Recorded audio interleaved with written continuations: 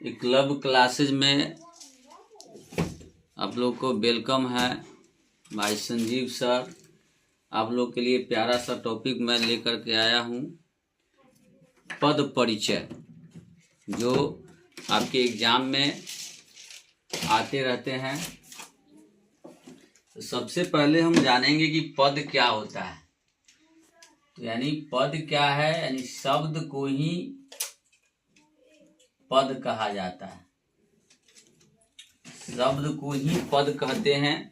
जैसे शब्द हो गया आपको राम, अगर हम कहते हैं तो राम क्या है, एक शब्द है, और यही शब्द क्या है, पद है। तो अब हम लोग पद परिचय कैसे देते हैं। तो जब आपको किसी वाक्य में शब्द या पद का व्याकरणिक रूप से पद का परिचय देना ही पद परिचय कहलाता है। तो पद का परिचय, पद परिचय हुआ। पद परिचय के 5 भेद है। संज्ञा है, सर्वनाम है, विशेषण है, क्रिया है, अव्यय है। यह 5 भेद से आपको वाक्य में कोई एक शब्द का अंडरलाइन किया हुआ रहेगा, जिसको आपको पद परिचय देना होगा। उसमें आपको क्या क्या पढ़ने की जरूरत है। लिंग है, वचन है, कारक है और काल है। यानी 9 जो टॉपिक है, 9 टॉपिक आपको पद परिचय के लिए महत्वपूर्ण है, जो आपको हमेशा याद रखना होगा। ठीक है। तो संज्ञा के साथ क्या आएगा, लिंग, संज्ञा के भेद आएंगे, लिंग आएंगे, वचन है, कारक है। जब आपको सर्वनाम आएगा तो सर्वनाम में लिंग, सर्वनाम के भेद देना है, लिंग है, वचन है और कारक रहेंगे। जब विशेषण होगा तो उसके साथ भी विशेषण के भेद, लिंग, वचन और आप किसका विशेषण बता रहे हैं उसका विशेषण लिखना होगा डैश के जगह पे। इसके बाद क्रिया अगर होगा तो क्रिया के साथ क्रिया का भेद, लिंग, वचन और काल देना है।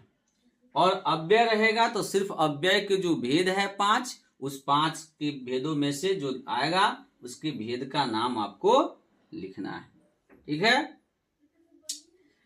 तो पद परिचय, किसी वाक्य में पद या शब्द का व्याकरणिक रूप से परिचय ही पद परिचय कहलाता है। उदाहरण है, सोहन पढ़ रहा है। सोहन पढ़ रहा है तो सोहन क्या हो गया, ये सबसे पहले देखेंगे कि यह क्या है 5 में से, भेद में से। तो संज्ञा है, तो संज्ञा के भेद में क्या होगा, ये प्रॉपर नाउन है सोहन, तो सोहन व्यक्तिवाचक संज्ञा हो जाएगा। और कौन सा लिंग है, तो पुल्लिंग है। और कौन से वचन है, एक वचन है। और कौन से कारक है, तो कर्ता कारक है। यही इसका सोहन का पद परिचय हुआ। नेक्स्ट है एग्जाम्पल, मैं पढ़ता हूं। तो मैं का आपको बताना है कि कौन सा है। तो मैं में क्या हो जाएगा, मैं आपको सर्वनाम में आता है तो यह उत्तम पुरुष हो गया, क्योंकि बोलने वाला हमेशा उत्तम पुरुष होता है, फर्स्ट पर्सन। यह मैं क्या है, सेंटेंस से ही पता चलता है कि यह पुल्लिंग है और एक वचन में है, कर्ता कारक है। नेक्स्ट एग्जाम्पल है, आज ठंडा लगती है। तो आज ठंडा लगती है तो ठंडा का आपको बताना है कि यह ठंडा क्या है, ये क्वालिटी को बता रहा है, तो यह गुणवाचक विशेषण है। और ठंडी क्या होता है, स्त्रीलिंग होता है। और यह ठंडा आपका एक वचन और बहुवचन दोनों में उसका प्रयोग होता है, लेकिन यहाँ हम लोग एक वचन के रूप में लिखेंगे। और यह किसका विशेषण बता रहा है, तो लगती का विशेषण है कि आज ठंडा बहुत लग रही है। ठीक है। नेक्स्ट एग्जाम्पल है, राम क्रिया होता है, कोई भी काम होता है वो क्रिया होता है। तो कैसी क्रिया है, क्योंकि इसमें कर्म है, पत्र लिख रहा है बच्चा, तो यह सकर्मक क्रिया हो जाएगी। और राम क्या है, पुल्लिंग है, एक वचन है। और यह कौन से काल में है, तो वर्तमान काल में है। ठीक है। नेक्स्ट और लास्ट जो है आपका है अव्यय। अव्यय, विधि कम बोलती है। विधि एक लड़की है, वो कम बोलती है, तो कम को आपको बताना है कि कौन सा, है ना, पद परिचय के भेद में से है। तो यह परिमाणवाचक यानी परिमाण को बता रहा है, तो परिमाणवाचक क्रिया विशेषण हो गया। नेक्स्ट है निशा पेड़ के पास खड़ी है। किसके पास खड़ी है?